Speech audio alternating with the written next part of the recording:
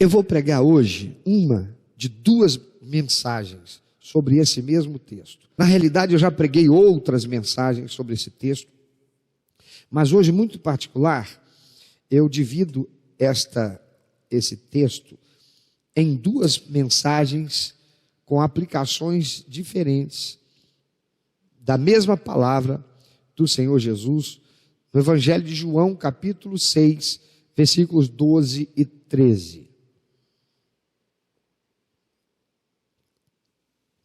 Evangelho de João, capítulo 6, versículo 12 e 13, é a descrição, o relato do apóstolo João, o evangelista, a respeito do milagre da multiplicação de pães e peixes produzido pelo Senhor Jesus. O texto diz assim: e quando estavam saciados, disse aos seus discípulos: recolhei os pedaços que sobejaram, para que nada se perca. Recolheram-nos, pois, e encheram 12 alcofas de pedaços dos 5 pães de cevada que sobejaram aos que haviam comido. Jesus está num lugar deserto, há uma multidão que seguiu para onde Jesus estava, e eles passam o dia inteiro ouvindo Jesus. Um dia desse, pregando sobre esse texto, eu chamei a atenção de que tem crentes que, quando estão no culto, gostam do momento de louvor. Que coisa boa, né? Se tem uma equipe de músicos maravilhosa como que a gente tem aqui, se tem cantores, tem vozes melodiosas, se há um grupo de dança, aquela coisa, que lindo. Se tiver jogo de luz, então aí a coisa fantástico, maravilhoso. Chegou o momento da pregação. Se o pastor prega mais de 20 minutos, já começa o cupim a morder um lugar que não é a madeira. De repente surgem formigas por dentro da roupa. Do nada a pessoa tem uma sede do Saara. Eis que de repente parece que bebeu 7 litros de água e a bexiga já processou, o rim já processou e a bexiga está cheia. Porque tem dificuldade para ouvir e receber a palavra de Deus. Na verdade, o que acontece nesse momento é que há uma batalha espiritual que as pessoas não se dão conta. Há muita coisa que acontece na nossa mente, no nosso corpo, sobretudo na hora da pregação. E você já notou que é só na hora da pregação?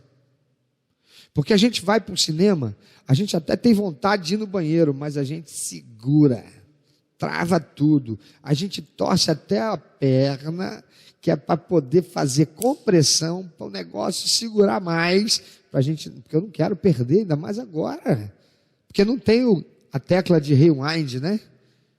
Para retroceder, para a gente pegar dali de onde a gente parou, não tem, no cinema não dá, e eu paguei.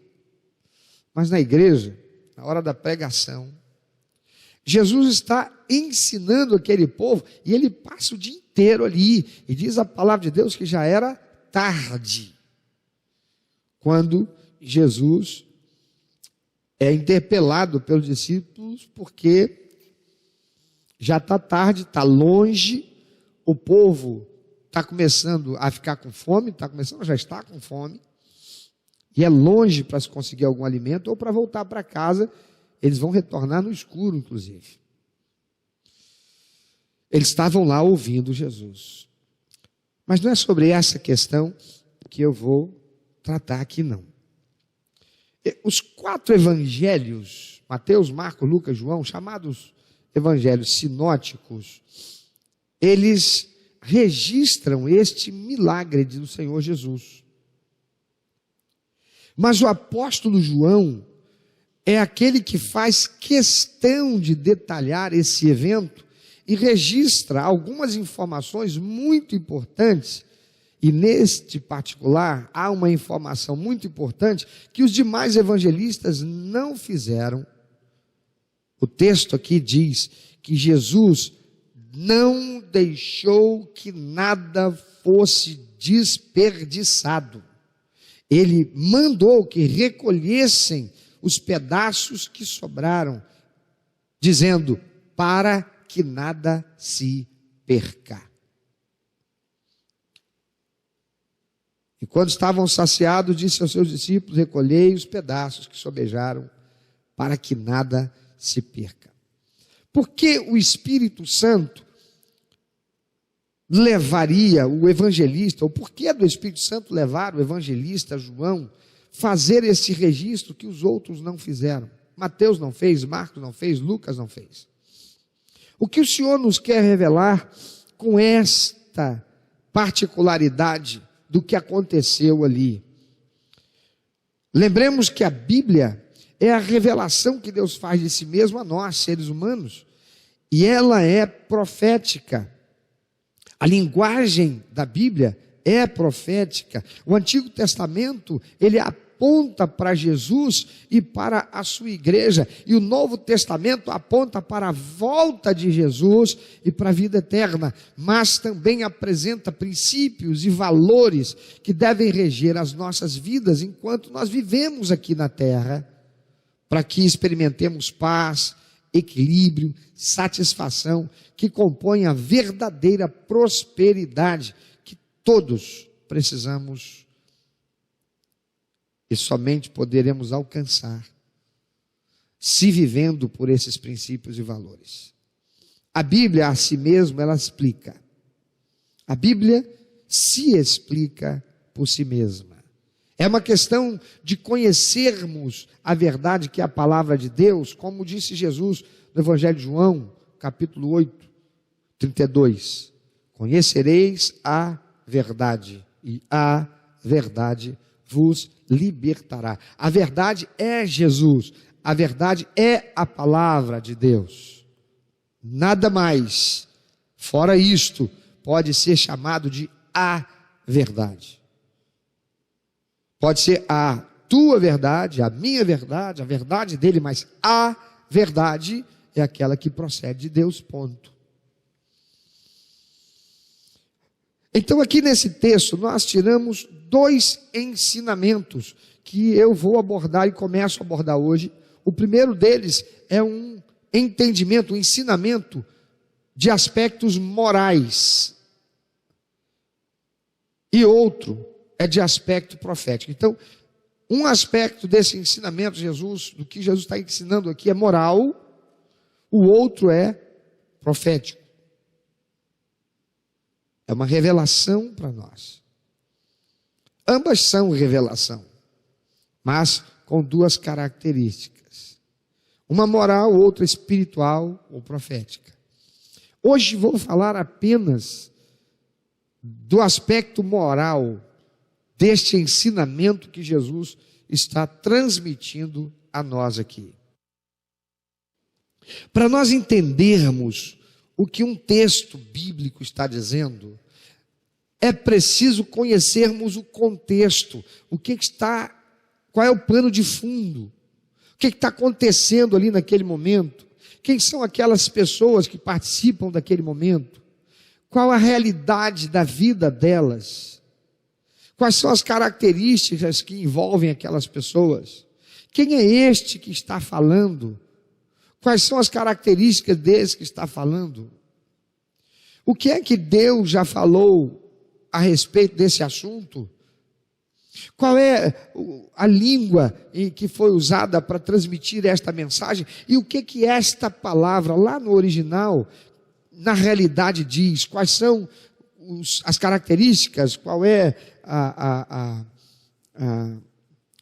o que ela, de verdade, lá para aquele contexto, tinha de significado.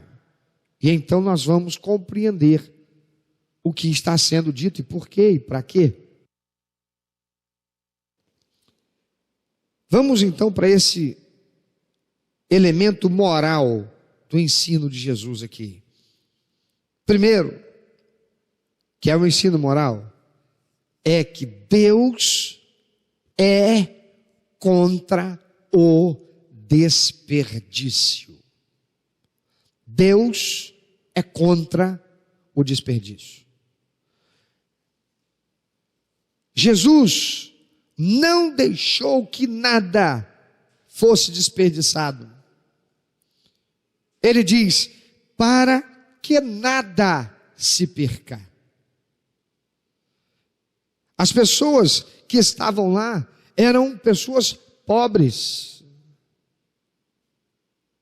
Eram pessoas que estavam famintas de paz, de segurança, de dignidade, mas também de alimento material. Elas eram pessoas, normalmente as que seguiam Jesus, as que iam até onde ele estava, não eram pessoas abastadas, não eram pessoas ricas. Estas o recebiam nas suas casas, davam banquetes para ele, como Simão, por exemplo, como Lázaro, por exemplo, ou então iam encontrar-se com ele em reservado, como Nicodemos, por exemplo, que era um dos principais da sinagoga ou do templo. Mas o povo, estes que viviam oprimidos pelos governantes, oprimidos pelo Império Romano, oprimidos pela casta religiosa do seu tempo, estes que pagavam altíssimos impostos para manter nababescamente os seus líderes religiosos e os seus líderes políticos e o Império Romano, despojados porque eram um povo subjugado ao Império Romano, eles eram desprovidos de dignidade, desprovidos de segurança, desprovidos de paz, e ainda tinham fome, não tinham recursos materiais suficientes para prover a sua vida com tranquilidade. As pessoas eram pobres. Amados, pessoas que são pobres não fazem acepção de alimento. Elas eram pobres porque a gente vai encontrar nos 4 evangelhos a informação de que para alimentá-los seria necessário muito dinheiro. Quando a gente lê o verso 5, diz: então Jesus, levantando os olhos e vendo que uma grande multidão vinha ter com ele, disse a Filipe: onde compraremos pão para estes comerem? Por quê? Porque era uma multidão de pessoas desprovidas. Quem está provido, meu amado, sai de casa com a carteira com dinheiro. Se eu sentir fome, eu paro numa lanchonete, eu entro num restaurante, eu como numa barraquinha, porque eu tenho dinheiro. Mas eles, além de estarem num lugar que era deserto, e deserto ali não quer dizer um lugar de dunas de areia, nada disso. Imagina que você vai para um lugar, difícil aqui dizer no Rio de Janeiro, né? Mas imagina que você vai para um lugar de roça, só tem fazendas, você tem que andar quilômetros e quilômetros para você chegar num vilarejo onde tem uma venda, onde tem um comérciozinho. Isso é um lugar deserto. Jesus estava num lugar assim, e eles foram até Jesus. E diz o texto: onde compraremos pão para esses comerem? Mas dizia isso para o experimentar, porque ele bem sabia o que havia de fazer. E Filipe respondeu-lhe: 200 dinheiros de pão não lhes bastarão para que cada um deles tome um pouco. Ou seja, é muito dinheiro, a gente não tem essa grana não. E ainda que a gente tivesse, está muito longe para comprar. E aqueles que foram até Jesus, a sede deles, a fome deles, espiritual, a fome de dignidade, a fome de serem alentados, de receberem uma palavra de estímulo, algo que venha de Deus, que revigore para enfrentar a adversidade, para enfrentar a dureza da vida. Eles tinham essa fome muito intensa, como também tinham carência material. pessoas eram pobres, de paz, de segurança, de dignidade, mas também de alimento material. Pessoas que são pobres, amados, não fazem acepção de alimento. Que coisa triste ver pessoas que torcem o nariz, dizendo que não comem isso, que não comem aquilo, que Deus fez para ser nosso alimento e recomposição da nossa energia e da nossa saúde. Há pessoas que detestam, por exemplo, detestam bife de fígado. Eu não vou pedir para ninguém aqui levantar a mão. Quem é que aqui não gosta de bife de fígado? Vou fazer isso não. Mas aí na tua casa, quem é que não gosta de bife de fígado? Não estou te vendo. Precisa escrever no comentário aí, não faça isso. Para você não se sentir exposto. Mas há pessoas que detestam bife de fígado. Mas quantos doentes, anêmicos, ou tomam remédio, ou vão à farmácia gastar o dinheiro comprando remédio, ou vão obedecer o médico que diz assim: coma bife de fígado. Por quê? Porque o bife de fígado é a maior fonte de vitamina A da natureza. E é um dos nutrientes essenciais para o nosso bem-estar, porque a vitamina A atua no fortalecimento da nossa imunidade. E a gente está no tempo da pandemia, quando a nossa imunidade tem que estar zerinho, ok. Por quê? Porque se alguém aqui for tocado, contaminado pelo vírus, seja da gripe, seja do Covid, o coronavírus, o que quer que seja, se a imunidade está 100%, haverá uma resposta a essa infecção. Mas se a imunidade não estiver boa, aí as consequências podem ser severas. E o bife de fígado contém a maior fonte de vitamina A da natureza, que é essencial no fortalecimento da nossa imunidade. Combate a anemia, favorece o crescimento das crianças, o bom desenvolvimento do nosso corpo, além de ter uma série de outros componentes vitamínicos que têm extraordinário benefício, como a vitamina B12. Tem gente aí tomando injeção de vitamina B12, podia estar comendo bife de fígado. B5, vitamina B6, vitamina C, folato, que é ácido fólico. Tem gente aí comprando ácido fólico para tomar. Riboflavina, selênio, cobre, zinco, que são importantíssimos para a imunidade e diminuir o risco de câncer. Tudo isso bife de fígado. Sabe quem foi que fez? Papai do céu. Que coisa boa.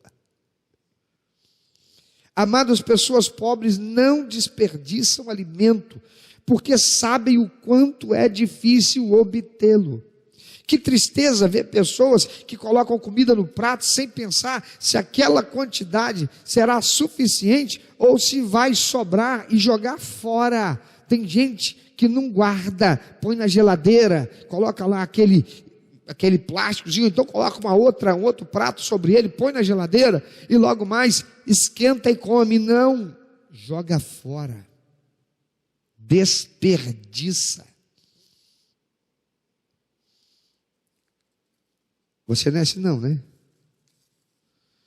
É triste ver pessoas que deixam comida no prato e provocam desperdício, alimento que é jogado fora e que poderia ter alimentado alguém com fome, ou que poderia ter sido economizado para evitar desperdício financeiro, gastando mais dinheiro ali na frente. Mas há pessoas que dizem assim: mas eu durante a semana eu como em restaurante. Sim, e desperdiçando o teu dinheiro que poderia ter sido dado de esmola. ou juntado e comprado alimento que daria para quem não tem. Ah, mas eu recebo vale refeição.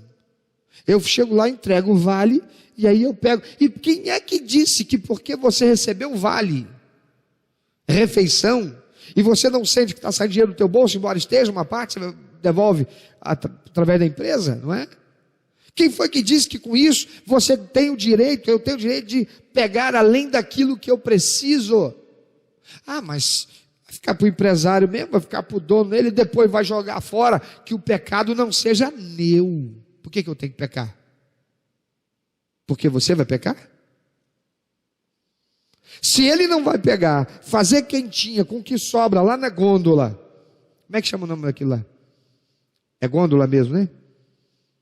Tem aquele negócio lá com aquecedor e tal. Se ele vai pegar, se ele não vai pegar, o que sobra na gôndola, fazer quentinha e dar para as pessoas carentes, moradores de rua, isso é problema dele. Eu tenho um problema com Deus. Eu não posso desperdiçar.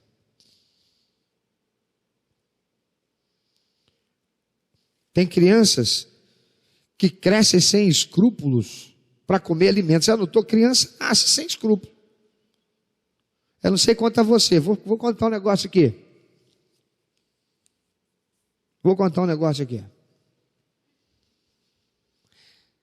Minha mãe é quem falou, então eu acredito nela. Só porque foi minha mãe que falou. Quando criança eu comi cocô. E eu garanto que eu não fui a única criança, não.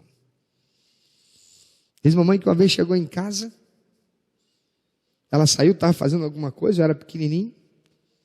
Quando ela voltou, eu estava lá em casa, o piso era de tábua corrida, na roça. Quando ela voltou, estava tudo amarelinho no chão, e a minha cara toda amarela, e eu dizendo assim, ruim. E eu garanto que eu não fui o único. Criança não tem escrúpulo. Criança, tudo que pega, dependendo da idade, tudo que ela pega, ela põe na boca. É um perigo. Chega a ser perigoso. Porque ela não tem escrúpulo com o que ela põe na boca para comer. Ela tá com fome, ela quer comer. Ela pegou aquilo ali, quer botar na boca. Fase oral.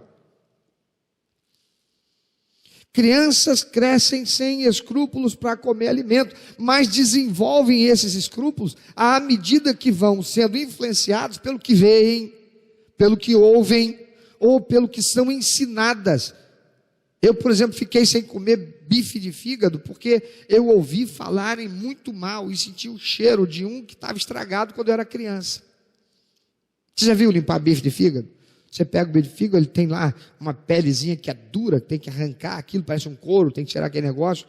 E aí eu vi limpando aquilo, e a pessoa que estava fazendo isso, mas antes eu comia bife de fígado. E aí a pessoa estava fazendo isso lá na roça. E aí não tinha geladeira naquele tempo. Parece que o bife de fígado já tinha passado um pouco, e parece que estava desmanchando na mão dela. O bife de fígado por si só é bem frágil, né? E ela sentiu o cheiro, disse, isso aqui está estragado, que coisa nojenta. Pronto, foi o suficiente para mim que era criança. Aquilo ficou na minha cabeça. Criança associa, bife de fígado, nojento, que coisa nojenta, eu não quero isso não.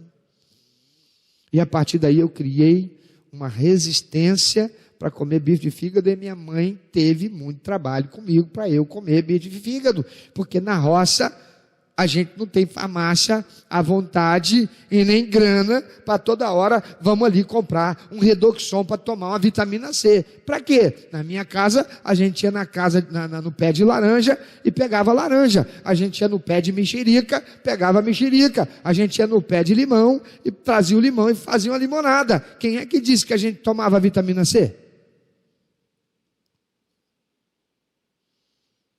A gente comia o bife de fígado.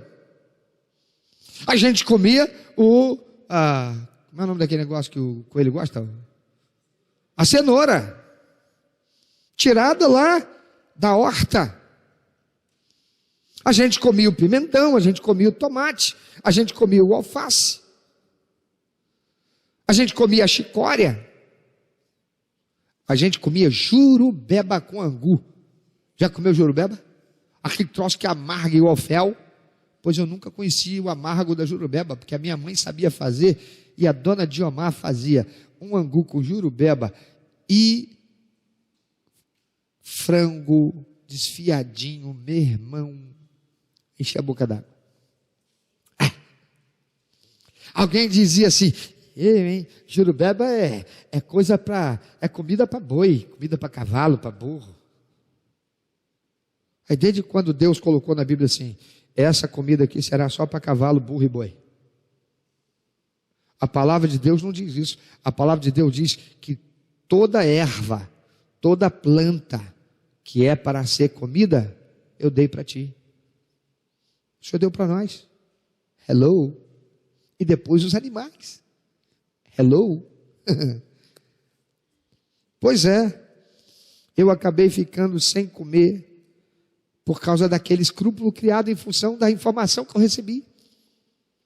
Eu também fiquei sem comer couve cortadinha. Sabe a couve que você enrola, enrola, enrola, depois tu passa a faca, saca aquele monte de fininho, fica aquele negocinho, você vai na frigideira, faz refogado, é refogado? Você faz ali refogado e tal, né, com bastante alho, coisa boa, né?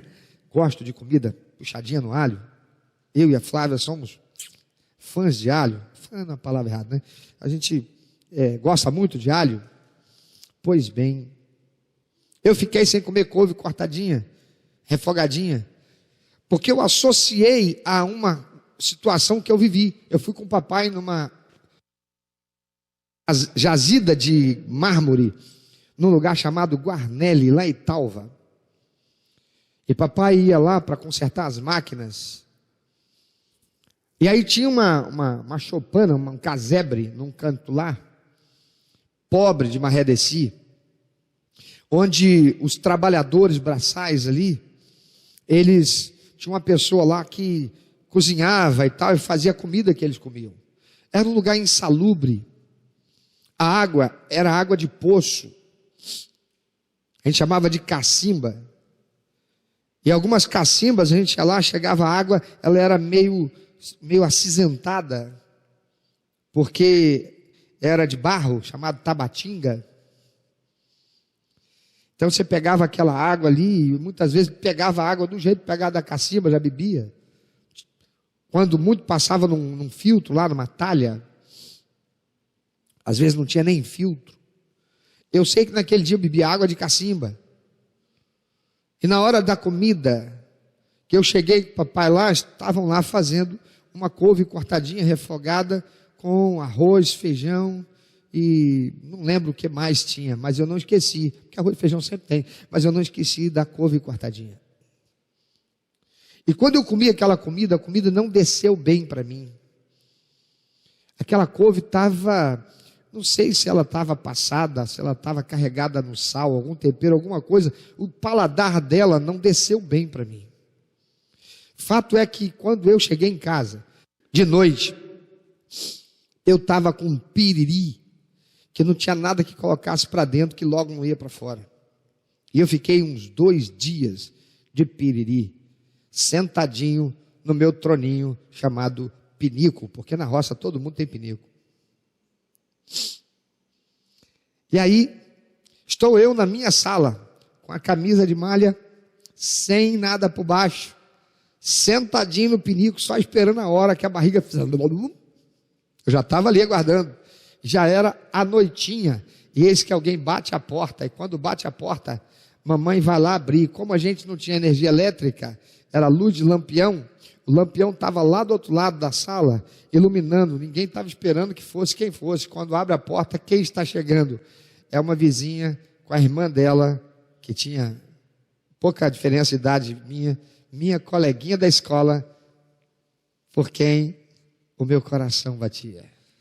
E quando eu as vi entrarem porque a minha mãe abre a porta da sala e convida para entrar, eu rapidamente peguei cobri tudo e fiquei quietinho ali, torcendo para não acontecer nada, de não ter nenhum efeito sonoro. Que vergonha, que constrangimento. Então eu associei aquelas coisas, mais do que eu passei, eu fiquei anos e anos e anos sem comer couve refogadinha. Porque eu associei aquela situação. E até ali eu comia. Mamãe fazia e não tinha problema. Eu precisei desenvolver vontade de passar por cima daquele escrúpulo para voltar a comer couve. E que delícia que é uma couvezinha cortadinha. Com bife de fígado, uma isquinha de fígado, então. Uau, que delícia, não é não, Rodriguinho? Estou botando água na boca de todo mundo que está aqui. Pois é. Amados, tem muita gente que está vivendo assim, com escrúpulos errados, que precisam ser vencidos. Tem gente que você pergunta assim, está falando, eu detesto isso daqui. Fala, mas você já comeu? Nunca, eu imagino, eu nem. Mas nunca comeu, não sabe que gosto tem. Não sabe nada a respeito daquilo, tudo que sabe é um escrúpulo que nem sabe por que tem. E rejeita o alimento. Você assim, eu quero te estimular, em nome de Jesus, toda vez que eu rejeito um alimento, por um escrúpulo desses, eu não estou falando de você comer barata, não estou falando de você comer centopeia, eu não estou falando de você comer coisas que a gente vê os orientais comerem. E você sabe por que os orientais comem? Por causa da fome. Quem vive no deserto, não dá para escolher. Hoje eu vou comer hoje eu não estou ligando, hoje eu vou comer um pedaço de acém. Eu vou comer a bola da pá. Não é nem como é que chama? Não é nem a alcatra, o contrafilé, o filé mignon, não. Eu vou comer a bola, hoje, cara, eu vou comer um pedacinho lá do rabo do boi. Como é o nome daquele negócio? Não é melhor não falar isso não, porque isso é caro para dedéu, né? A tal da, como é que chama aquilo? Do rabo do boi? Você já comeu rabo de boi, cara? Como não? Ô, gente, comi um dia desse aqui, lá em casa. Rabada, rabada, vai comprar o rabo do boi, é caro. Mas antigamente era baratinho, né? Não, você vê, hoje o cara está no deserto, você vê, eu vou comer, sabe o quê? Eu vou comer dobradinha. Não, no deserto você tem gafanhoto, você tem tarântula, que é um tipo de aranha, você tem besouro, você tem cobra. Você acha que dá para escolher? É por isso que você vê em muitos lugares lá no Oriente, as pessoas comerem cachorro. Sabe por quê? Porque houve um determinado momento na história em que eles passaram tanta fome, que o que eles tinham para comer eram os cães domésticos. Então todo aquele escrúpulo cultural que existia, deixou de existir. E a geração seguinte que veio aprendendo que cachorro é bom de comer. A gente aqui é que tem escrúpulo. Por quê? Porque a gente tem fartura. O Brasil que você planta dá. Amados, outra coisa, desperdiçar água na torneira. Nós temos uma riqueza extraordinária no Brasil, muita água doce, mas desperdiçar água na torneira, assim como alimento que a gente não consome, fruta que compramos em excesso e a gente deixa estragar na fruteira, deixa estragar na geladeira, coisas que passam dentro da validade, dentro da geladeira. Isso é desperdício, isso é uma afronta espiritual, considerando-se a tantos que não têm. Tem gente que porque o pão ficou de ontem para hoje, ele endureceu, joga fora. Não faz torrada, pelo menos. Não moe e tritura ele para fazer farinha de pão, que é o mesmo que farinha de rosca. Joga fora. Porque eu vou comer pão duro, eu não vou comer pão passado. Porque você tem. Só que isso é desperdício de recurso financeiro. Comprasse só daquele dia, a palavra de Deus diz assim: basta cada dia o seu mal. Se você não vai guardar para amanhã e comê-lo, por que você comprou? Porque você está acostumado, você está com essa cultura do desperdício que faz a gente achar que não tem nada a ver. O que tem? Tem nada demais. O que é aquilo? Aquilo ali é 50 centavos. 50 centavos todos os dias, meu amado. 50 centavos vezes 6. Dá quanto? 3 reais. 3 reais, 4 semanas. São 12 reais. O que você compra com 12 reais? Tem gente agora, nesse momento de pandemia, de privação, de afastamento social, aquele camarada que vivia levando dinheirinho para casa, da queijadinha que a mulher dele fazia, iria para a rua para vender. Ele não tem. Ele não tem. Desperdiçar água é uma afronta espiritual contra Deus, como desperdiçar qualquer coisa. É um ato de arrogância, de desprezo para com o próximo, não sermos compassivos, não compartilharmos da consciência a respeito da carência deles, e por isso não fazemos nada para mudar aquela realidade. Ontem bateu a porta do meu prédio, eu estava no escritório, lá em casa, estudando, trabalhando. A Flávia chegou lá chorando. Amor, eu falei: o que foi, irmão? Tem um moço lá fora, está cantando um louvor, um hino. Ele está cantando um hino. E quando eu cheguei na varanda, e também a vizinha ali, ele virou e perguntou: minha senhora, a senhora não teria alguma coisinha para eu comer, porque eu estou com muita fome? Eu não quero 1 centavo, só se a senhora tiver qualquer coisa que eu possa comer, e alguma coisa que eu possa levar para casa. Tem gente, muita gente por aí, passando necessidade. E não é por causa da pandemia, porque antes da pandemia já existia, sempre existiu. Amados, é uma afronta espiritual, moral.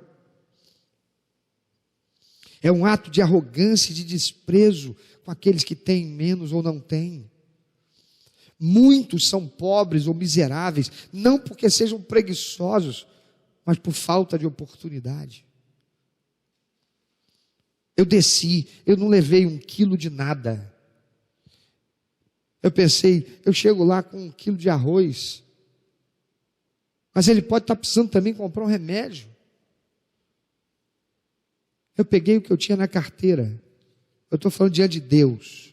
Estou falando para que você ache, o pastor. Não.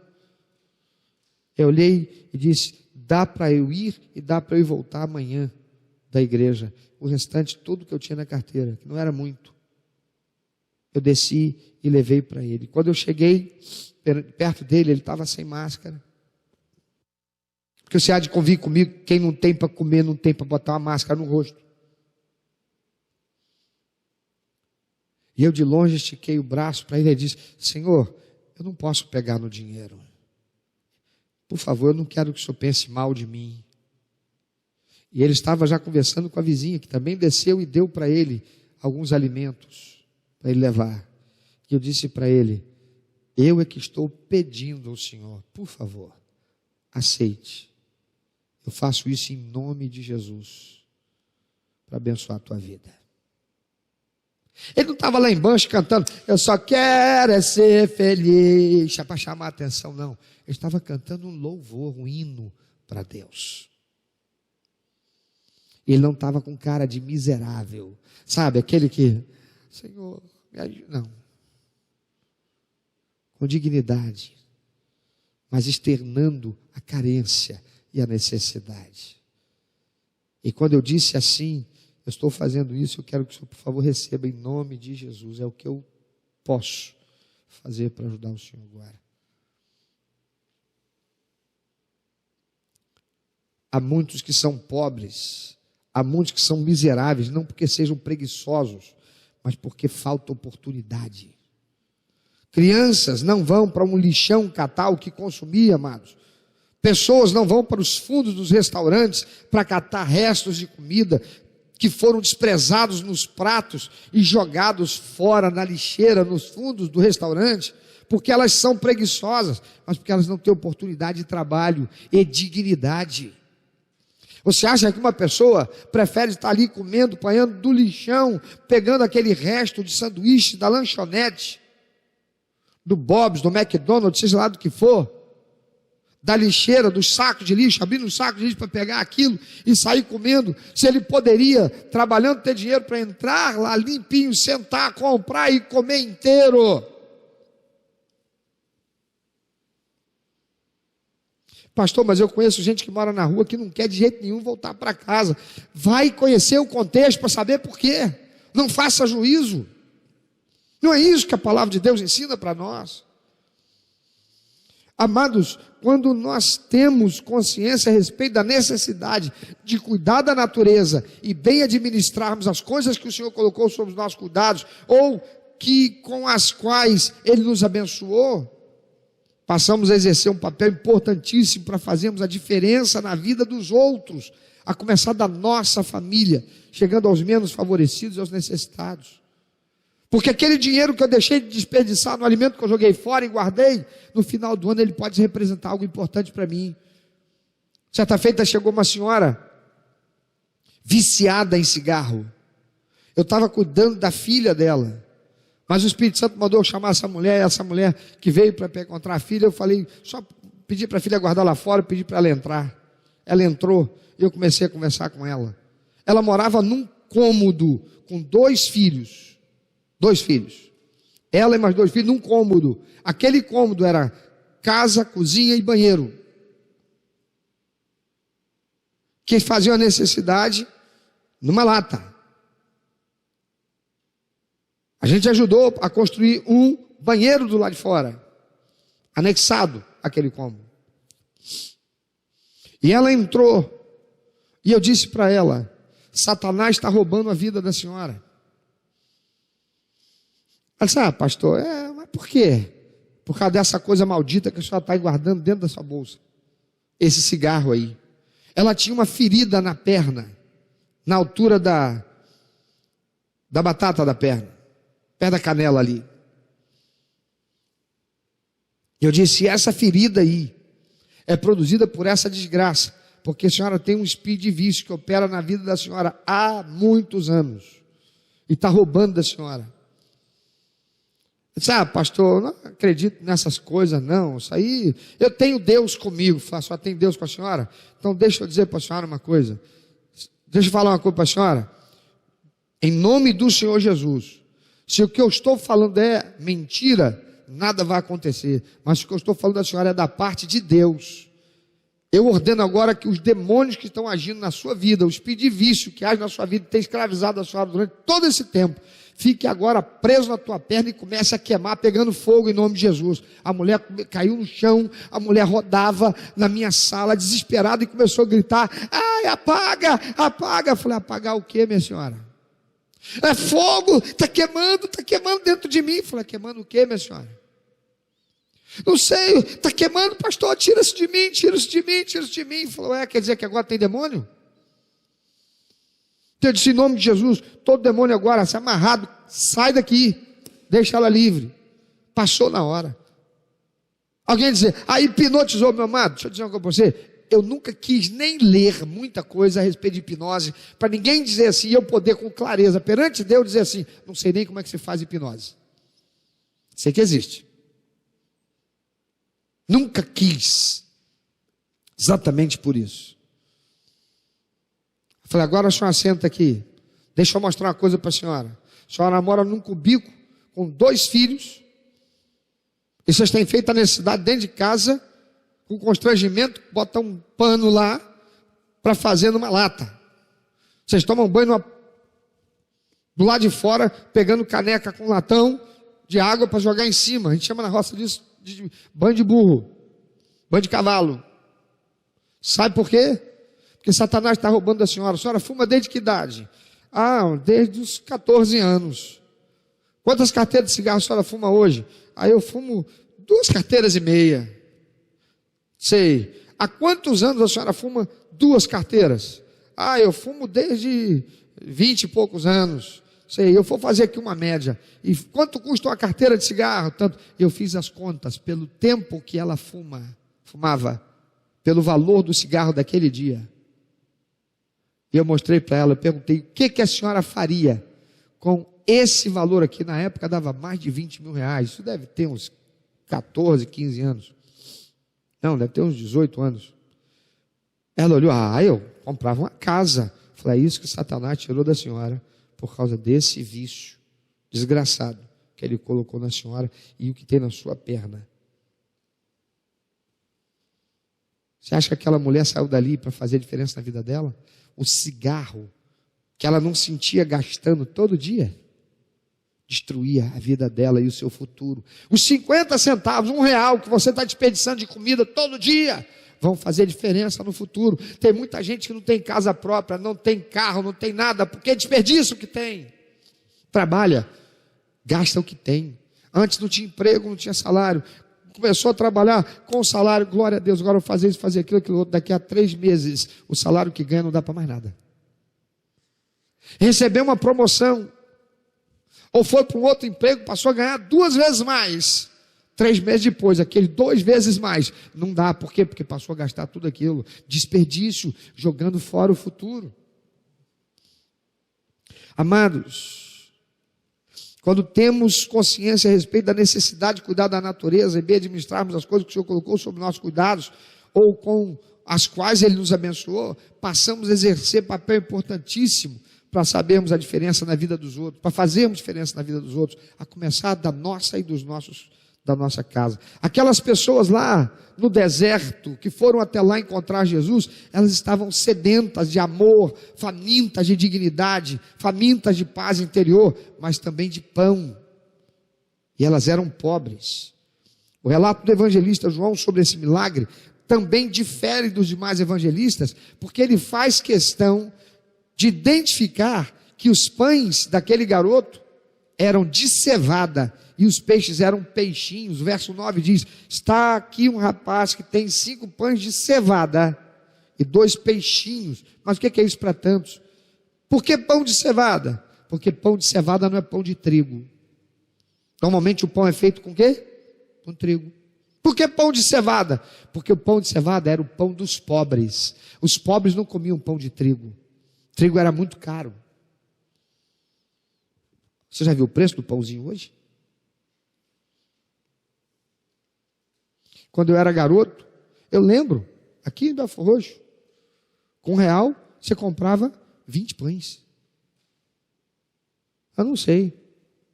Hoje você compra quantos pães aí com R$10?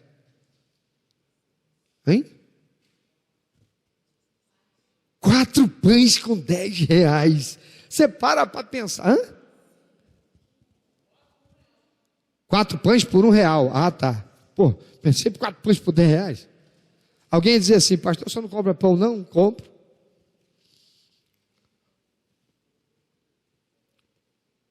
Quatro pães por R$1. Aí você joga fora R$1. 4 pães, uma pessoa mata a fome de um dia, se ela comer 2 de manhã e 2 à tarde. Ela não dorme com fome. Com R$1. R$1 que você jogou fora em comida. Aquelas pessoas estavam lá no deserto, tinha aquele garoto com 5 pães de cevada. Era pão dos pobres, não era pão. Não era pão australiano. Era pão de cevada, pão dos pobres. Os peixes não eram peixes, eram peixinhos. Talvez fossem aqueles barrigudinhos, não, mas aquelas piabinhas. Sabe aqueles peixinhos pequenininhos, piabinha? Ele tinha 5. E dentre aquelas mais de 5.000 pessoas, aquele rapaz era o único que tinha provisão. E o que ele fez? Ele compartilhou, ele deu tudo para Jesus, que repartiu milagrosamente. O teu pouco nas mãos do Senhor será muito na vida de quem precisa. Aprenda a ser econômico e abençoe o teu futuro. Aprenda a não desperdiçar, seja inimigo do desperdício. Abençoe o futuro teu e comece a ensinar os teus filhos para que eles cresçam sabendo. Procura um judeu que desperdiça o que tem. Encontra um judeu que desperdiça o que tem. Por que falam que judeu é assim? Judeu é assim? Não, judeu é consciente. Olha a história bíblica. Os judeus passaram 400 anos no Egito, a maior parte disso foi como escravos. Escravos, nós não sabemos o que é ser escravo. 400 anos. Para chegar na terra prometida, eles andaram por muito tempo, bebendo água e comendo o que é isso todo dia? O maná. Água e maná todo dia. Água e maná todo dia. 40 anos. 40 anos comendo água e maná. Será que eles aprenderam alguma coisa? A dar valor ao que tem. E não é ser usura, não é ser munheca, mão de vaca, não. É ser consciente. E observa. Você conhece um judeu pobre? Você conhece um judeu que já bateu na tua porta pedindo um prato de comida? Os judeus que vieram fugindo do nazismo para o Brasil, você conhece algum? Bateu na porta pedindo um prato de comida? Aprenda a ser econômico. Abençoe outras vidas, a começar da tua e dos teus filhos pequenos, aos quais você ensina a não desperdiçar água quando está escovando os dentes, a não desperdiçar água quando está lavando a louça, a não desperdiçar água quando está lavando a roupa. Desperdício é pecado contra o próximo, porque é egoísmo e vaidade. Eu tenho, você não tem. Desperdício é pecado contra Deus, porque é desconsiderar e desrespeitar o que o Senhor proveu. Os índios, eles não retiram da natureza além daquilo que eles precisam. Eles não vão lá pescar, e aí ele pega, ele quer, nessa pescaria agora, ele quer pegar tudo que ele puder. Não, ele precisa comer. Ele vai lá e pega o peixe que para ele e para a família dele ele leva. Amanhã ele volta lá e pesca, até primeiro porque ele não tem geladeira. Segundo, o rio está ali, tem peixe. Amanhã eu volto lá e pesco. Aquele que ficou vivo de ontem para hoje, amanhã está mais gordinho. Está maiorzinho, está pronto para eu pegar. Ele não sobe na árvore e tira tudo. Ele deixa também para os passarinhos. Ele deixa também para a cutia, para a paca. Por quê? Porque são animais que chegam lá e pegam. Eles comem o que pode, depois eles defecam e a semente, lá onde eles defecaram, ou lá onde eles esconderam pensando em comer depois, nasce uma outra árvore frutífera. Então eles não pegam só para eles, eles deixam também para os animais da floresta. O índio é consciente. Isso vem da consciência que Deus nos deu quando Ele criou a gente. Aprendamos a não desperdiçar e deixemos de pecar para sermos abençoados. Vamos nos lembrar da parábola que Jesus contou sobre os mordomos, fiéis e os infiéis, e aqueles que foram fiéis. Diz o Senhor em Mateus 25, 21, sobre o pouco fostes fiel, sobre o muito eu te colocarei. Por que é que Deus vai colocar você que está empregado, vai dar para você a promoção, vai dizer para Satanás, essa vaga não, vai botar esse ímpio aí não, essa vaga é do meu filho, da minha filha. Por que Deus vai fazer isso? Se você não honra Ele, sendo fiel no pouco que Ele te dá. Por que você pode esperar muito, se você desperdiça o que Deus te deu? Por que você pode esperar muito de Deus, se você não usa o que você tem, pensando naquele que não tem? A palavra do Senhor diz assim: aquele que tem 2, reparta com o que não tem. Mas você só pensa em você, satisfaz você. Você quer comer tudo o que você pode hoje, se houver desperdício, o que é que tem? Eu já pensei assim: eu não estou desperdiçando nada. Isso é pensamento que vem do diabo. Eu não estou desperdiçando nada, porque toda essa água que está indo pelo ralo, ela vai passar pelo esgoto, tratamento ou não, ela vai voltar para a natureza. Então não estou desperdiçando nada. A comida que eu estou jogando do prato fora, não estou desperdiçando nada. Isso daqui vai entrar num processo de fermentação, porque bactérias estão por aí, as bactérias vão se alimentar disso. Elas vão se alimentar de quê, se não tiver um resto? Não estou desperdiçando nada. Isso daqui vai lá para a área de compostagem, da prefeitura vai jogar lá e tudo mais, isso vai virar nutriente que volta para a terra. Não estou desperdiçando nada. Como assim? Claro que estou. E isso é uma ofensa para Deus. Isso não demonstra amor para com o meu próximo, a começar dos da minha casa. Porque aquele pouquinho de dinheiro que eu poderia poupar, poderia representar algo significativo para mim daqui a um ano nas minhas férias. Talvez, é o meu? Talvez, juntando o que eu e lá em casa poupamos, talvez represente um upgrade numa viagem, talvez represente aquele souvenir que eu gostaria de trazer, aquela lembrança. Talvez represente, daqui a 20 anos, a poupança que eu fiz todos os meses e que agora me capacita a ter um bem que eu gostaria. Pensa sobre isso. Pensa sobre isso. E coloca a tua vida agora diante de Deus.